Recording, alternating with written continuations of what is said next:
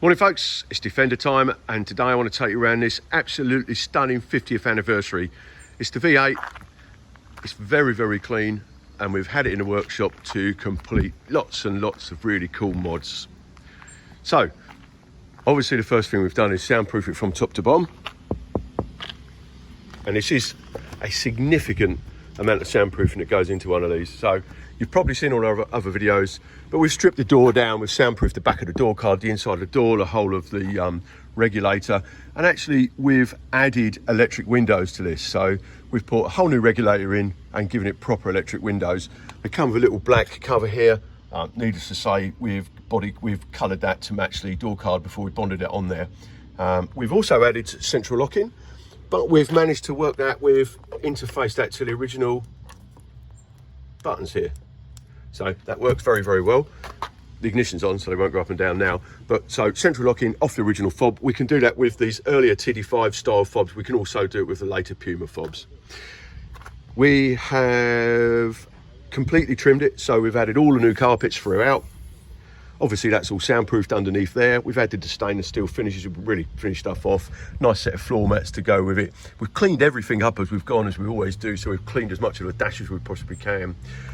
We've added a heated front screen. We would normally put a factory switch with this, but we just couldn't find a nice location. So what we've done is popped a little momentary switch under here. You hit it once, it engages the timer, heats the front screen for the correct amount of time, and then switches off afterwards. Obviously, all of that's been taken straight from the battery, fused, proper relays. Everything's done to an OEM standard. Because it's a 50th anniversary, it's got this really cool center console because it's an auto box, and we've added the electric window switches here. Super smooth, very fast because they're a proper bit of kit. Here we've added a USB, and the USB is actually linked directly to this Pioneer flip-up monitor. So we didn't want to do a double DIN conversion in it because we wanted to retain the original look as best we could, especially around the dashboard area. So when you turn the ignition off, that flips away.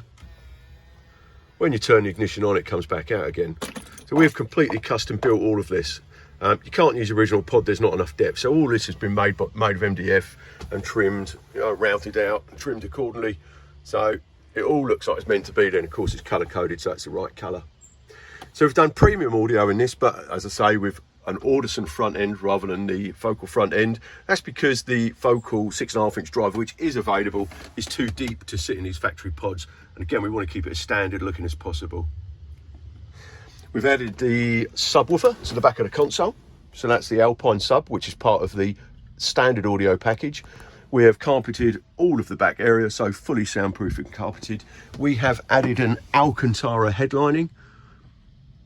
This is a really nice headliner. It's actually made of fiberglass, which is what's available now. But before we install it, we soundproof the back of it. Now, the reason why we do this is they can sound a little bit flimsy, but not when we fit them.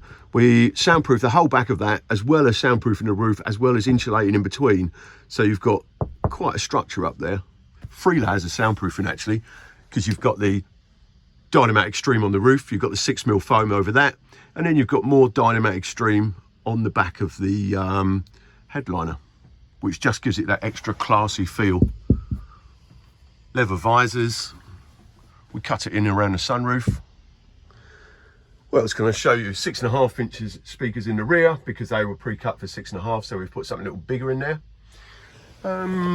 Yeah, so with the head unit upgrade, or any head unit upgrade, if we're adding DAB radio, we've always added a good quality dual band DAB antenna, but we've just switched away from the one we were using to the Nakatananga. The reason why we use this is because it sits upright. We prefer the look. It's very effective. Always got dozens of these in stock. Nice and durable, but the antenna we used before was very nice. It raked back, but it didn't always rake back at exactly the same angle as the screen, so we think this looks better. Haven't done anything to the front end, just a jolly good clean. It's been through the valeting bay, obviously. So we've got Sophie here now, our on-site valeter detailer, so everything that comes through is cleaned thoroughly before it goes out. We've added the optimal reverse camera. It's done there. Not sure what else there is to show you in here. Oh yeah, front and rear witness cameras. So you've got the, let's just see if we can zoom in there. So you've got the Thinkware Q800 Pro at the front, and if we zoom back out again, we've got the rear camera mounted at the top here. Bit of work to get that in there, as you can imagine. You can see actually where the guys have let the cables through just there, and then they run around the inside of the panel behind here. This has all been repaired and soundproofed. Some of the poppers here weren't very good, so we fiberglassed them back up. And the cable comes back around here into the car and all the way forward. Stainless steel finishes in the back, all new carpets here, soundproof, foamed, everything cleaned and back together. So there you go. Absolutely fantastic example. Don't see many of these this clean. Sounds awesome when you start it up. It's got a lovely V8 sound to it. So I'm just waiting for our customer to come and collect it. Hopefully he will be just as chuffed with the installation as we are. Thanks for watching. Bye bye.